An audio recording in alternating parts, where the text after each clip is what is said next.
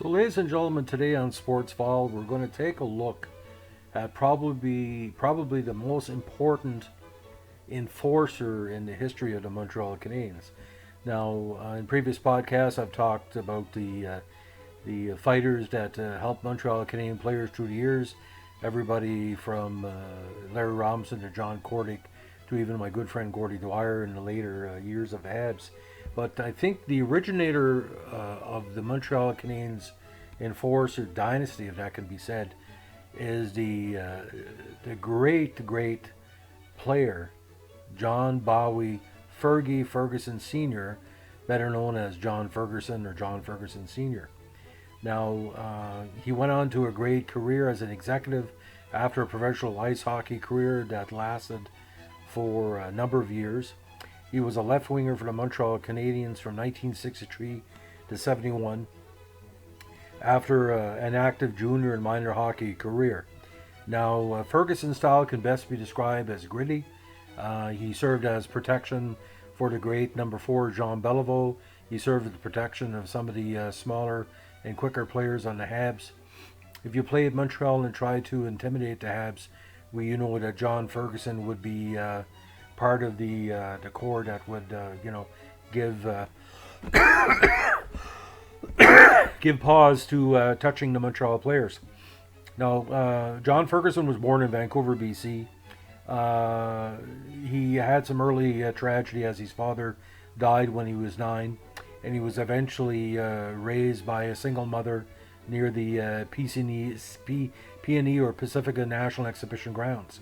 Later on, we always known Ferguson to be a horseman, and he loved horses at an early age and had played a big part in his post ice career, not his executive career, and he used to hang around Hastings Park as a child. Now, aside from his interest in horses and hockey, he was one of the best lacrosse players, actually, in BC at the time. Now, Ferguson's hockey career began, of all things, as a stick boy for the original Vancouver Canucks of the Western Hockey League. And he also became interested in the role that the enforcer would have when he saw the more talented players on the Canucks get attacked repeatedly without having their teammates attempt to respond or dissuade their opponents. Now, the enforcer of the 1950s and 60s style was there for a reason. The NHL was without helmets. The NHL was a very gritty league, and people weren't going out to fight directly, but they needed a player that was strong enough and knew the role of the enforcer to protect the players. Now, he started his talented junior hockey career again in Western Canada with the Melville Millionaires of the Saskatchewan Junior Hockey League, and he played in 3 seasons with them from 1956 to 1959. By the time the turn of the decade of 1960 occurred, he found himself playing professionally with the Fort Wayne Comets of the International Hockey League, and in 1960 he was promoted to the AHL and Montreal's semi-affiliate, the Cleveland Barons. Now, in 1963-64 was his big year of debuting in the NHL. He was promoted to the Habs as a enforcer to protect, again, Jean Beliveau from numerous aggressive defenders. And get this, merely 12 seconds in his first NHL game, he got in a fight with actually the semi-enforcer of the Boston Bruins, Teddy Green, and he won that fight. Now, he played 8 seasons with Montreal, winning almost a half dozen cups, and he was considered one of the most underrated players in the NHL. The big thing with I think Mr. Ferguson, he didn't want to continue as a player. He wanted to go as an executive, and of course we all know he helped out from Team Canada in '72 all the way to the Jets and various other squads. And he was retiring from the NHL, I guess, caused major problems for the management of the Canadiens, because again Montreal had no enforcer to take that role, and he started getting roughed up by the other teams. Ironically, 71 was a dramatic cup for Montreal as they overachieved to beat Boston, Minnesota, and Chicago in the 3 rounds to take probably one of the most underrated cups in Montreal history. Now, Sam Pollock allegedly tried to get Ferguson out of retirement, and there was some consideration he would make his return with Team Canada in '72, but he's the one that guided Bobby Clarke and the other players to be more aggressive with the Russians, and we all know what happened there. We don't have to go into that. How a certain Russian player had his ankle broken because Ferguson told Bobby Clark, you got to play like me. You gotta you gotta stop them any ways, shape or form. Now Ferguson on the offensive side was always a potential threat. Now his main line mate, of course, was Beliveau, and his first season he led all rookies in scoring in that year and finished as runner-up for the Calder Trophy in 63-64. He scored a game-winning Stanley Cup goal in 1969. Played mostly at left wing, even though he would also work some right wing in key situations. Now his biggest season, of course, was 1969, where he had a plus-minus rating of 30 with 29 goals. And in 85 postseason games, he scored 20 goals and added 18 assists. And he was on an All-Star twice. Now his cup rings can fill one hand. He won in 65, 66, 68, 69, and 71. And of course, he was the originator of the what I call the Ferguson line, where if you earn more than 100 minutes in penalties, you had John Ferguson numbers. Now, in those seasons with Montreal, again, 500 total games, 303 points, with 1,214 penalty minutes.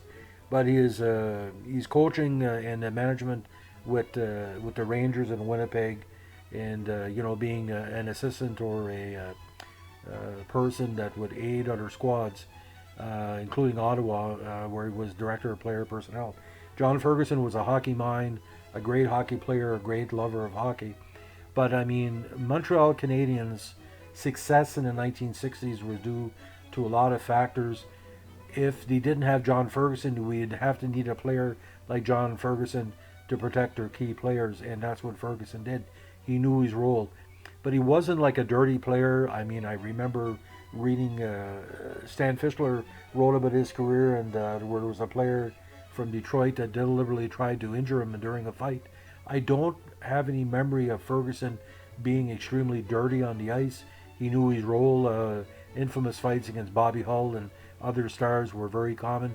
He wasn't there to do anything but protect the Montreal Canadiens players. And obviously they would have won cups without Ferguson in the lineup, but he needed someone like Ferguson to protect, because the NHL is a rough game. The ice is hard, the boards are hard, the puck is hard. And if players are not protected, they easily can be taken out. Remember what happened to Paul Kariya years ago, what happened with Sidney Crosby, his concussions. I mean, some poo-pooers talk about the enforcer in hockey. I think it's much better that the enforcer has a role to play, because it's a very emotional game of hockey. I mean, baseball, they don't try to rush up and take the ankles out of Bryce Harper or attack, Mike Trout with a bat cross-check at the plate.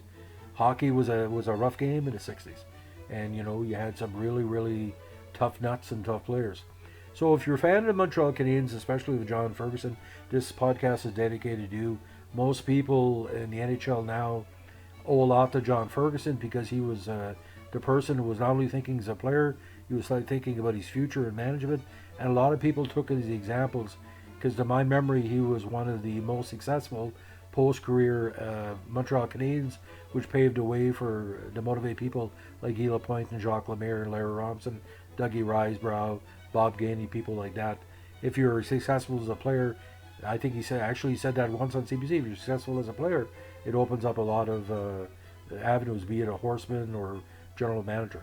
Now, John Ferguson unfortunately died of cancer around a decade ago. We still miss him, because he was an individual that was extremely dedicated to the sport of hockey.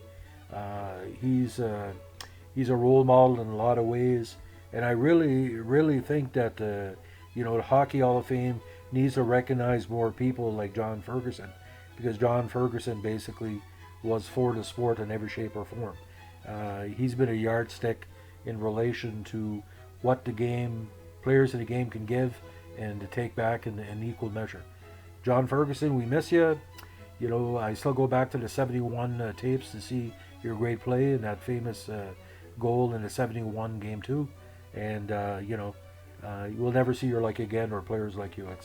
And modern NHL is just too nice. John Ferguson was never nice. He was just John Ferguson. Anyway, have a good day. Bye.